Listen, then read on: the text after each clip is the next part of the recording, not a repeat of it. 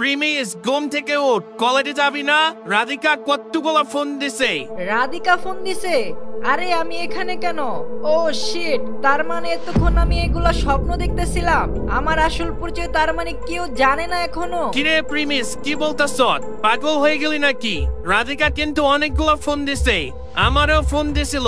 ও নাকি নদীর পাড়ে তোর জন্য ওয়েট করতেছে। আচ্ছা ঠিক আছে, আমি এখনই যাইতাছি। প্রিমিস গতকালকে শঙ্করের সাথে ঝামেলা করার পরে সরাসরি তার বাসায় আসে রাধিকাকে নিয়ে।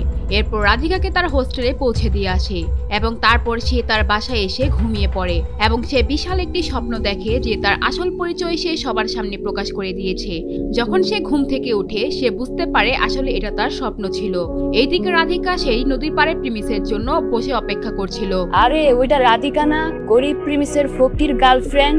এতদিন পর ওর দেখা মিলল, তাহলে চল তো দেখে আসি ওর আজকে খবর আছে। চারু হঠাৎ করে রাধিকাকে দেখতে পায় আর সাথে সাথে রাধিকার কাছে যাওয়া শুরু করে। এইদিকে রাধিকা চারুর কণ্ঠ শুনেই একটু ঘাবড়ে যায়, কারণ চারু এখন তাকে একেবারেই সহ্য করতে পারে না। আরে আমার প্রাণের বন্ধু, তুই তো কলেজ ছাইরা চলে গেছিলি তাই না? তো আবার কলেজে ফিরত আসার এত সাহস তোর কিভাবে হলো? তুই কি আমাদের 3 দিনের কথা ভুলে গেছ? চারু রাধিকাকে খোঁজা দেওয়ার চেষ্টা করে, কিন্তু রাধিকা কোনোভাবেই কোনো জবাব দেয় না। সে জানে চারু আর চারুর বন্ধুদের সাথে ঝামেলা করা কতটা ঝামেলার বিষয়, তাই সে সেখান থেকে চুপচাপ উঠে যাওয়ার চিন্তা করে। আরে আরে কোথায় যাচ্ছ বান্ধবী আমার? তুমি তোমার ফ্রেন্ডদেরকে রাইখা এভাবে চলে যাইবা? আমার মনে হয় রাধিকা ওর বয়ফ্রেন্ডের জন্য এখানে অপেক্ষা করতেছে। কি রাধিকা, প্রিমিসের জন্য এখানে বসে আছো তাই না? আচ্ছা, এই বেহায়ামে প্রিমিসের জন্য এখানে বসে আছে? চারু ওই দিনের কলেজের হোস্টেলের কথা একদম ভুলেনি। প্রিমিস চারুকে ওই দিন তার হোস্টেলে গিয়ে মেরেছিল রাধিকার জন্য। সে প্রিমিসকে তার কলেজের পোলাপাইন দিয়ে মায়ের খাওয়ার প্ল্যান করেছিল, কিন্তু কলেজের হোস্টেলে গিয়ে মায়ের দেওয়া একটু কঠিন ব্যাপার ছিল।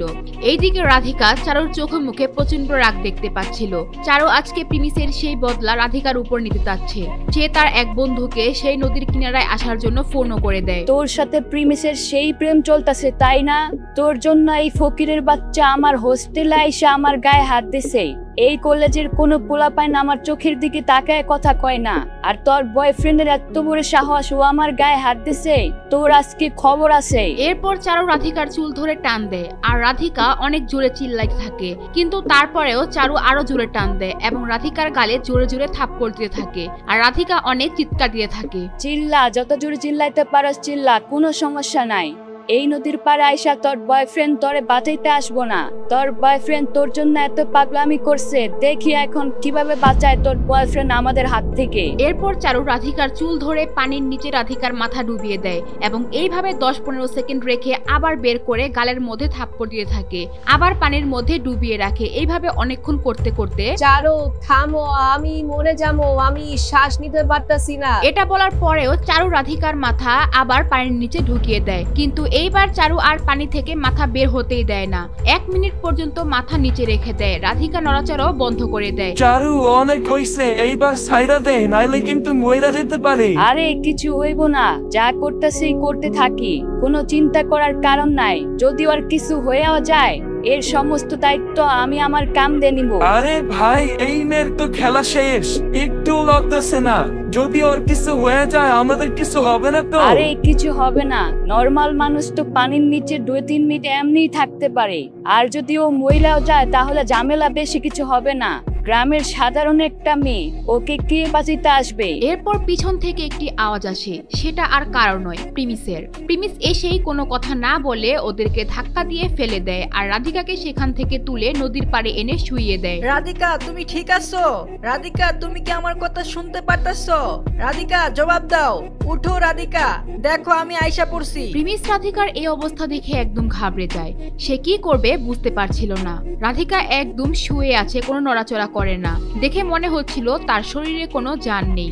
এরপর সে নাকে হাত দিয়ে দেখে তার কোনো শ্বাস আসছে না, আর এটা দেখে তার মাথায় রক্ত উঠে যায়। রাধিকা এটা হতে পারে না, তুমি আমাকে রাইখা এভাবে চলে যাইতে পারো না।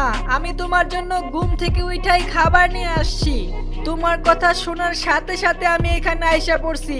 রাধিকা উঠো, প্লিজ উঠো। আমি তোমার আমার ফ্যামিলির সাথে মিট করাবো, তোমাকে নিয়ে ঘুরতে যাব। উঠো রাধিকা, শুধু একবার উঠো। রাধিকার কোনো রেসপন্স পায় না সে। 10 মিনিট ধরে চেষ্টা করে যাচ্ছে কিন্তু কোনো কিছুই হচ্ছে না। প্রিমিসের হঠাৎ মনে হচ্ছিল রাধিকা আর নিঃশ্বাস নিবে না। এইগুলা ভেবে তার চোখ দিয়ে পানি পড়া শুরু হয়ে যায়। সে আবারও চেষ্টা করে রাধিকাকে বাঁচানোর জন্য, কিন্তু সে ওঠে না। আরে গাদা, ও আর উঠবে না, ও আগেই মরে গেছে।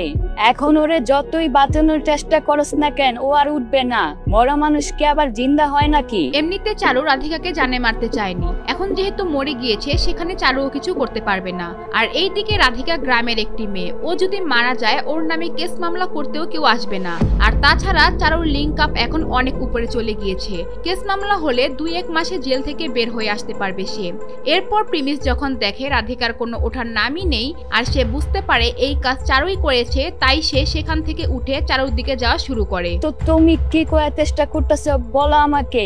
একদম আমার সামনে আসবে না, তুমি আমার চিনো না আমি কি জিনিস, দূরে থাকো আমার থেকে। চারু হঠাৎ ঘাবড়ে যায়, কারণ প্রিমিসের চোখে মুখে রাগ ক্রোধ যেন সব এখন চারুর দিকেই। চারুর কেন জানি হঠাৎ মনে হলো প্রিমিস এখন তাকে আক্রমণ করবেই, তাই সে একদম ভয়ে ভয়ে বলতে থাকে, আমার পাশে আসার চিন্তাও করো না, আমার থেকে দূরে যাও। আমার কাছে আসার চেষ্টা করলে খারাপ হয়ে যাবে কিন্তু বলে দিলাম। এরপর প্রিমিস রেগে চারুর সামনে যায় আর চারু চিৎকার দিয়ে থাকে, কিন্তু প্রিমিস সেটা কানেও নেয় না। প্রিমিস চারুকে সেই পানির নিচে চুবিয়ে দেয়। প্রিমিস চায় যেইভাবে সে রাধিকাকে কষ্ট দিয়ে মেরেছে ঠিক সেইভাবে চারুকে কষ্ট দিতে। চারুকে অনেকক্ষণ পানির নিচে চুবানোর পর চারু বলে, প্রিমিস আমার ভুল হয়ে গেছে, আমার রাধিকার সাথে এমনটা করা উচিত হয় নাই, তুমি আমাকে ক্ষমা করে দাও। আমারও কিভাবে মারা ঠিক হয় নাই, প্লিজ আমাকে যাইতে দাও। আচ্ছা তুমি বলো কি চাও আমার কাছ থেকে, আমি তোমাকে 5 থেকে 10 লাখ টাকা যা লাগে দিব, তুমি প্লিজ আমাকে ছেড়ে দাও। মাফ চাইলে কি রাধিকা ফিরে আসবে? যদি মাফ চাওয়ারই দরকার ছিল রাধিকার কাছে চাইতা, যখন রাধিকা বেঁচে ছিল তখন চাইতা, এখন কেন মাফ চাইতাছো? এটা বলে প্রিমিস আবারও চারুকে সেই পানির মধ্যে চুবানো শুরু করে। পাশে থাকা তার বান্ধবীদের বিন্দুমাত্র সাহস হয় না প্রিমিসের সামনে আসার। প্রিমিস যখন এইভাবে তাকে চুবাচ্ছিল তার মনে ভয় ঢুকে যায়, হয়তো এখনই প্রিমিস চারুকে মেরেই ফেলবে। প্রিমিস দেখো, এখন যদি তুমি আমাকে মেরে ফেলো তোমার কিন্তু লাইফ শেষ, তোমারে কিন্তু জেলে যেতে হবে, তোমারে কিন্তু আমার লোকেরা জীবনও ছাড়বে না। যেখানে রাধিকাই বেঁচে নাই সেখানে আমি বাইচে থাইকা কি করব? রাধিকা তো তোমার কোনো ক্ষতি করে নাই, তাহলে রাধিকার কেন মারলা? আজকে আমি তোরে মাইরা রাধিকার মৃত্যুর প্রতিশোধ নিব, তোরে আজকে আমার কাছ থেকে কেউ বাঁচাইতে পারবো না। এরপর প্রিমিস চারুকে আবার পানির নিচে ডুবিয়ে দেয়, অনেকক্ষণ এইভাবে রেখে দেয় এবং প্রিমিস এইবার সিদ্ধান্ত নেয় সে চারুকে মেরেই ফেলবে। কিন্তু হঠাৎ করে সেইখানে নদীর সামনে কতগুলা দামি দামি গাড়ি এসে থামে আর গাড়ি থেকে কয়েকজন গুন্ডা নামে। সেই নদীর সাইডে দাঁড়িয়ে থাকে আরেকজন মুরব্বিও সেইখানে এসে দাঁড়িয়ে থাকে। আরে ভাই দেখ, ঢাকা শহরের এক মাফিয়া ব্যাটালিস্টার গ্যাংয়ের গ্রুপের পোলাপান এখানে হাজির। এইবার দেখিস কি হয়। এই প্রিমিসের তো খেলা শেষ, একটু আগে প্রেমিকারা হারাইলো, এখন বেচারা নিজের জানটাও হারাইবো। সেই ব্যাটালিস্টার গ্যাংয়ের 2 জন লোক গিয়ে প্রিমিসকে বাড়ি দিয়ে সেই পানিতে ফেলে দেয়। আর ঠিক তখন চারু হাঁপ ছেড়ে বাঁচে আর সে দৌড় দিয়ে সেই মুরব্বির সামনে গিয়ে দাঁড়ায় আর বলে, আঙ্কেল আপনি আজকে না আসলে আমাকে ফকিরের বাচ্চা মেরেই ফেলতো, ও আমাকে অনেকক্ষণ ধরে পানির মধ্যে চুবাইছে। আঙ্কেল আজকে ওরে ছাড়বেন না, একদম জানে মেরে ফেলবেন। ব্যাটালিস্টার গ্রুপের বড় মাস্তান মতিন চাকলা। এই গ্রুপ ঢাকা শহরে বড় বড় মার্ডার করে থাকে। প্রিমিসদের কলেজেও এই গ্রুপের একটি টিম আছে।